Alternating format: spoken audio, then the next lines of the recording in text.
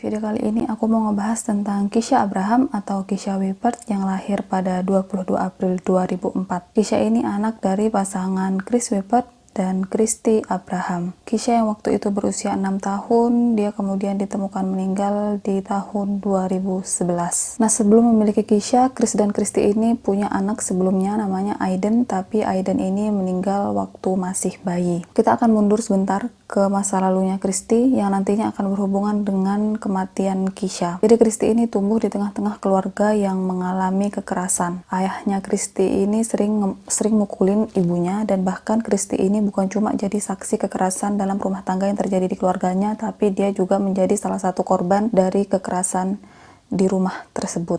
Nah, suatu malam Christy ini cuma bertiga di rumahnya. Jadi Christy, ibunya, dan adiknya yang waktu itu berusia 3 tahun. Nah, terus ibunya Christy ini kayak kesakitan gitu loh, kayak suaranya itu kayak suara orang kesakitan gitu dari kamarnya.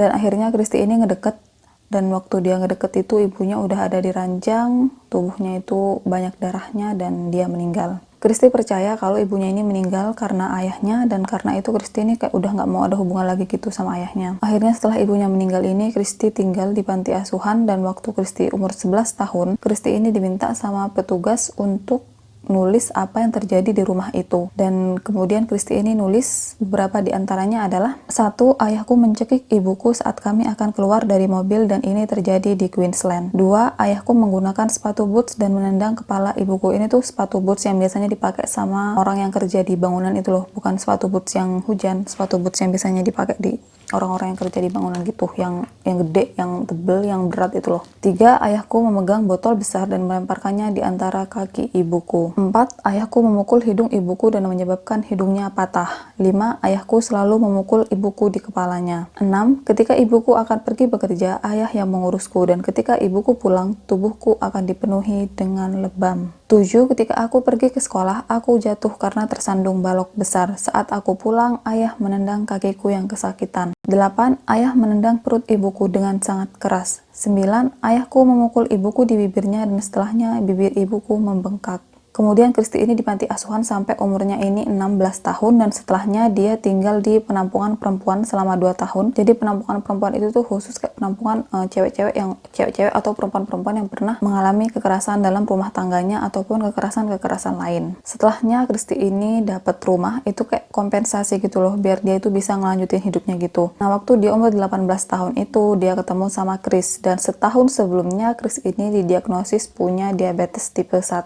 Akhirnya Chris dan Christy ini pacaran, dan 2-3 bulan kemudian Christy ini hamil anaknya Chris. Dan Chris kemudian bilang sama ibunya namanya Liz, dia bilang kalau Christy ini lagi hamil dan dia harus gimana gitu kan. Nah, terus Liz ini bilang sama Christy, sama mereka berdua gitu, terserah kalian, mau kalian pertahankan atau enggak, aku dukung-dukung aja gitu. Dan karena Christy ini nggak percaya sama aborsi, akhirnya dia mempertahankan bayi tersebut. Tapi meskipun begitu, kehamilannya Christy ini nih penuh sama kayak konflik gitu loh, yang Chris ini juga harus selalu berobat karena diabetesnya. Dan si Christy ini, dia tuh ngerti hamil, dia tuh milih untuk mempertahankan bayi tersebut, tapi dia tuh dia tuh nggak bersikap selayaknya ibu hamil gitu loh.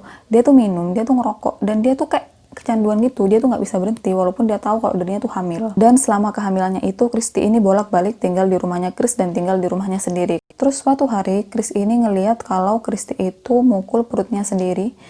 Padahal dia kan lagi hamil, jadi dia pukul perutnya sendiri, nggak tahu kenapa gitu kan. Padahal dia sendiri yang milih untuk mempertahankan kehamilan tersebut. Akhirnya bayi tersebut lahir pada 6 Februari 2003 dan dikasih nama Aiden. Dan setelah kelahirannya Aiden ini, si Christy ini menjadi mudah marah. Dia tuh juga jadi tambah agresif gitu. Dan dia tuh juga nggak bersikap kayak ibu-ibu muda lainnya. Jadi dia tuh nggak pernah kasih susu untuk Aiden, dia juga nggak pernah deketin Aiden waktu Aiden lagi nangis, dia nggak pernah ganti popok Aiden. Jadi kalau tengah malam Aiden nangis, itu Chris atau ibunya Liz yang bangun untuk ngurus Aiden. Nah, suatu waktu Chris sama Christy ini tengkar, dan waktu mereka tengkar itu Christy ini ngelempar Chris dengan benda apapun yang ada di sampingnya dia, dan bahkan si Christy ini juga ngelempar lilin yang nyala itu, lilinnya tuh nyala, dia lempar ke arahnya Chris, dan dia juga lagi gendong Aiden. Jadi dia tuh ngelempar barang-barang sambil dia tuh gendong Aiden, coba bayangin. Terus suatu hari mereka ini tengkar lagi, dan untuk ngelampiasin keselnya dia, si Christy ini ambil pisau dan dia sayat pergelangan tangannya sendiri. Terus dia ambil gunting dan dia kayak mau nusuk si Chris ini, tapi dihalangin sama saudaranya Chris. Tapi malah saudaranya Chris ini yang tangannya terus ditusuk sama Christy. Nah, selama ini sejak Aiden lahir, Christy itu tinggal di rumahnya Chris karena dia bilang sama Liz kalau aku nggak tahu gimana caranya jadi seorang ibu, jadi daripada ada apa-apa mending aku tinggal di sini sama Aiden gitu. Nah, malam itu setelah pertengkaran mereka, Christy ini mau bawa Aiden ke rumahnya. Si Chris ini khawatir karena Christy ini nggak pernah ngurusin Aiden, dia bahkan nggak pernah kasih susu atau ganti popoknya Aiden gitulah. Akhirnya dia tuh nggak enak hati gitu kan untuk ninggalin Aiden berdua sama Christy. Akhirnya dia ikut ke kediaman Christy, dia nginep juga di situ malam itu. Nah, jam 2.30 pagi Chris ini bangun untuk ganti popok dan kasih susu untuk Aiden. Terus jam 6 biasanya tuh itu waktu untuk Aiden ganti popok ataupun minum susu. Tapi mereka berdua, Chris sama Christy ini nggak bangun. Mereka itu baru bangun pas hampir-hampir tengah hari gitu. Terus waktu bangun, Christy ini nyuruh Chris untuk ngelihat Aiden. Dan waktu Chris udah ngelihat Aiden, Aiden tuh dalam keadaan telungkup gitu, tengkurap. Mukanya di bawah, mukanya ke bawah gitu. Dan dia udah warna kulitnya tuh udah warna biru, dia udah dingin. Terus Chris tuh lari ke rumah ibunya. Jarak antara rumah Chris sama rumahnya Christy itu 500 meter. Jadi Chris itu lari, cepet-cepet lari ke rumah ibunya, dia teriak-teriak, dia minta tolong gitu. Terus waktu dia balik ke rumahnya Christy, mereka udah lihat Christy tuh duduk di lantai sambil gendong Aiden, sambil peluk Aiden, dan dia tuh histeris gitu. Dia minta tolong Aiden dingin, tolong ambilkan selimut, tolong dia dingin banget gitu. Nah, terus waktu diperiksa, kemudian diputuskan bahwa Aiden itu meninggal karena SIDS, yaitu kematian mendadak pada bayi sehat usia di bawah 1 tahun secara tidak terduga atau tanpa ditandai oleh gejala apapun. Dan waktu diperiksa juga nggak ada tanda-tanda kekerasan, jadinya dilaporkan bahwa Aiden meninggal karena SIDS. Tapi satu yang diperhatikan sama ibunya Chris ini, waktu dia lihat Christy ini histeris gitu, Christy tuh nangis. Christy tuh histeris, teriak-teriak kayak ibu normal yang kehilangan anaknya, tapi dia tuh nggak ngeluarin air mata sama sekali. Nah, tapi terus muncul pertanyaan di keluarganya Chris, nggak mungkin bayi di bawah 6 bulan itu bisa ngebalik tubuhnya sendiri gitu kan. Aku nggak tahu sih ya bayi di bawah 6 bulan bisa begitu atau enggak, tapi itu yang kemudian jadi pertanyaan di keluarganya Chris. Nah, di tahun selanjutnya pada 22 April 2004, Christy ini kembali ngelahirin anaknya sama Chris, cewek namanya Keisha. Nah, waktu usia Keisha ini 15 bulan, Christy ini tiba-tiba mutusin Chris dan mereka berdua tengkar di situ. Dan waktu mereka tengkar, Keisha ini ngerangkak ke kakinya ibunya, dan ibunya si Christy ini yang lagi marah besar itu, dia ngambil Keisha dengan ngambilnya tuh di lehernya. Jadi si Keisha tuh diginiin sama Christy itu terus dibanting ke sofa. Nah, si Keisha ini yang nangis, kayak Christy tuh makin tambah jadi aja gitu marahnya. Karena dengar Keisha nangis ini, akhirnya dia tarik Keisha dan dia gigit bahu kirinya. Chris yang ngeliat itu terus langsung telepon polisi, dan gak lama polisi datang. Polisi terus lihat kan bekas gigitan gitu di bahu kirinya Keisha, terus dia tanya sama Christy. Dan si Christy ini dengan, aku gak ngerti ya kenapa dia bisa jawab gitu, tapi dia jawab gini loh, ya dia gigit aku jadi aku gigit balik lah. Mana ada orang tua begitu? Coba, aduh. Setelah kejadian itu, si Keisha ini tinggal sama Chris dan ibunya Liz. Terus beberapa hari kemudian, Christy ini datang ke rumahnya Chris. Dia bawa dokumen gitu dan dia minta Chris untuk tanda tangani dokumen tersebut. Dan Chris ini, entah kenapa dia tuh nggak baca dokumen itu tuh tentang apa, dia main tanda tangan aja gitu loh. Nah, 2 hari kemudian, Department and Community Service atau kayak KPAI gitu kalau di Indonesia itu ngedatengin mereka dengan bawa dokumen tersebut, dan ternyata dokumen yang ditandatangani sama Chris itu adalah dokumen kalau dia menyatakan diri bahwa dia nggak sehat dan dia nggak mampu untuk membesarkan Keisha. Jadi Keisha ini dibawa oleh orang-orang tersebut dan kemudian Keisha ini tinggal di panti asuhan. Nah, pada saat itu Christy ini memulai hubungannya dengan Robert Smith. Robert itu dikenal sebagai pria yang pendiam dan pemalu. Nah, kemudian si Christy ini yang tahu kalau Keisha ini udah ada di panti asuhan, dia mau coba tarik Keisha lagi untuk tinggal sama dirinya. Entah kenapa, aku gak ngerti. Padahal dia tuh sama anaknya sadis banget gitu kan. Nah, si Christy ini biar kelihatan dia bisa dipercaya gitu, dia ikut konseling, dia juga ikut kelas parenting gitu, dia ikut kelas gimana caranya jadi orang tua yang baik, dan dia juga ikut kelas untuk kayak biar dia bisa ngendaliin emosinya gitu loh. Dia ikut 2 kelas itu. Nah, tapi pada saat itu juga dia tuh terlibat 2 kasus dengan kepolisian karena lalu lintas. Jadi dia tuh nggak bawa SIM atau dia ngelanggar lalu lintas gitulah. Nah, 2 bulan kemudian si Keisha ini akhirnya dikembalikan ke Christy. Tapi Chris dan ibunya nih nggak tahu. Kalau seandainya mereka tahu, mereka pasti udah tarik Keisha lagi. Setahun kemudian Christy ini hamil anak ketiganya atau anak pertamanya dengan Robert. Dan waktu si Christy ini pergi ke rumah sakit untuk periksain kandungannya, dia bawa Keisha gitu, dan seorang suster itu ngelihat ada lebam gitu di pipinya Keisha, dan dia tuh ngelapor ke dokter.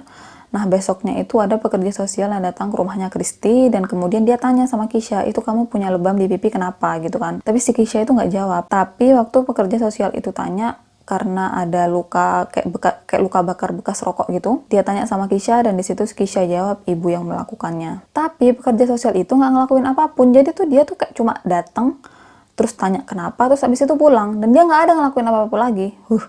Setelah itu si Kristi ini lahiran anak cewek, terus dikasih nama Brianna. Juni 2010, waktu itu usia Kisha 6 tahun, si Kristi ini hamil lagi anak keempatnya atau anak keduanya dengan Robert. Waktu itu si Kristi ini pergi ke dokter gitu untuk cek kandungannya, dan di situ dia ketemu sama temennya namanya Allison Anderson. Allison ini juga cerita tiap kali dia ke rumahnya Kristi dan dia lihat kayak Kisha gitu, kayak Kisha nengok atau sekedar kelihatan atau mau ke ibunya gitu, si Kristi ini pasti teriak sama Kisha dan nyuruh Kisha untuk balik atau duduk, pokoknya jangan deket-deket gitulah.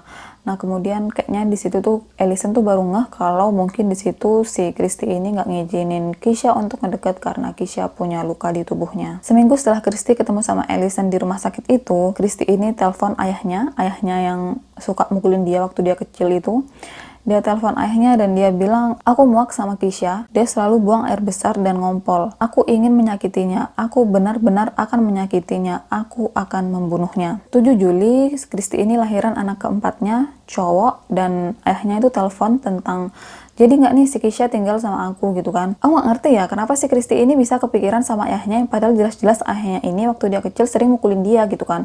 Kalau dia emang udah nggak mau sama si Kisha, kenapa nggak dibalikin sama ayahnya gitu kan. Dia tuh nggak bisa ngurus anak, tapi dia juga nggak terima kalau anaknya ini diurus sama bapaknya. Padahal bapaknya tuh lebih mending kan daripada dia. Dan si Kristi ini malah bisa gitu loh kepikiran untuk ngasih Kisha ini sama kakeknya, padahal jelas-jelas si kakeknya ini dulu nyiksa dia dan ibunya. Aduh.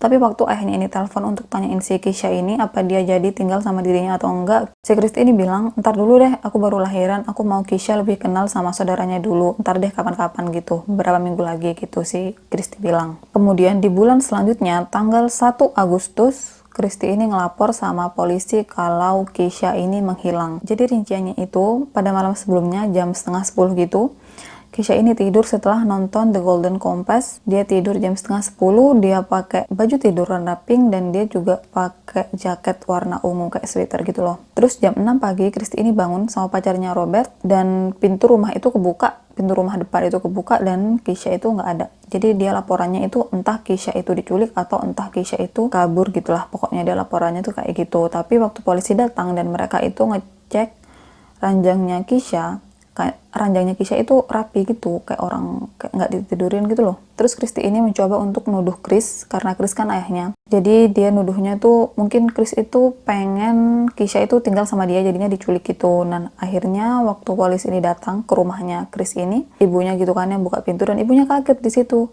Ternyata dia baru tahu kalau ternyata selama ini Kisha itu tinggal sama Kristi gitu kan. Tahu gitu dia bakalan tarik Kisha, dia nggak bakal biarin Kisha itu tinggal sama Kristi karena Kristi kan begitu kan orangnya. Tapi Chris yang dijadikan tertuduh itu terpatahkan karena pada hari Kisha menghilang, Chris itu lagi ngejalanin operasi di rumah sakit. Dan polisi ini mulai ngadain penyelidikan ke orang-orang sekitar. Mereka mulai tanya tentang Kisha dan baru diketahui bahwa Kisha ini terakhir terlihat sama mereka-mereka semua itu 3 minggu yang lalu. Jadi orang terakhir yang ngelihat Kisha cuma Robert sama Kristi. Waktu publik ini mulai nuduh Kristi yang enggak karena diketahui kalau si Kisha ini dia cuma pergi ke sekolah tuh 4 kali dalam 1 tahun itu, padahal dia tuh udah TK gitulah ya. Dia tuh cuma pergi 4 kali dan gurunya Kisha itu sering nemuin lebam gitu di tubuhnya Kisha, di tangannya Kisha, tapi entah kenapa gurunya itu nggak ngelapor gitu loh. Dan mereka itu baru bersuara setelah Kisha ini menghilang.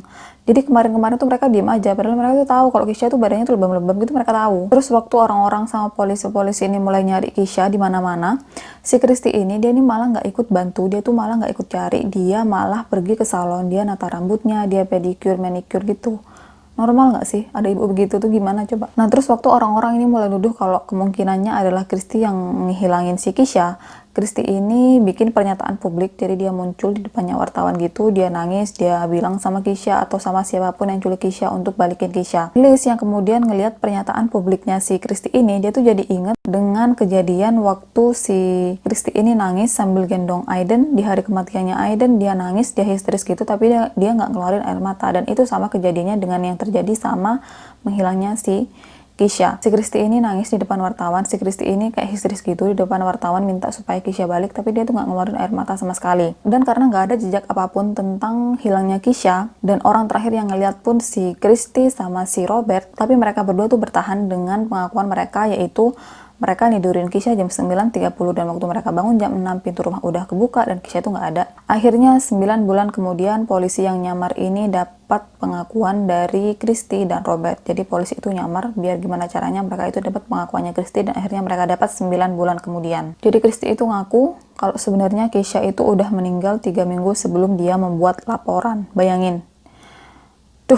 Jadi ceritanya malam itu Kristi ini mau makain Kisha ini jaketnya yang warna ungu itu, tapi Kisha ini nggak mau. Dan akhirnya Kristi ini nendang Kisha sampai Kisha ini jatuh. Terus Kristi ini mukul kepalanya Kisha ke dipan, ke tempat tidurnya gitu yang dari kayu gitu, sampai berdarah. Dan di situ tuh si Kisha ini udah agak-agak nggak sadar gitu loh. Dan biar si Kisha ini sadar, si Kristi ini yang harusnya pakai cara apa gitu, dia tuh malah pakai cara mandiin si Kisha. Dia mandiin Kisha, dia pakai shower gitu, dia mandiin Kisha pakai air dingin. Dan setelah itu tuh Kisha tuh malah ngigau-ngigau nggak jelas. Akhirnya setelah itu Kristi sama Robert ini tidurin Kisha dan mereka tuh berharap kalau besok Kisha tuh bakal baik-baik aja. Tapi besoknya waktu mereka berdua ini bangun, si Kisha ini udah meninggal dan kemudian Robert ini masukin tubuh Kisha yang udah jadi mayat itu ke dalam koper. Dan mereka tuh acting seolah-olah si Kisha ini masih hidup. Jadi si Kristi tuh beliin boneka buat Kisha lah, beliin ini buat Kisha lah, padahal si Kisha tuh udah nggak ada, udah meninggal. Terus 1 minggu setelah meninggalnya Kisha,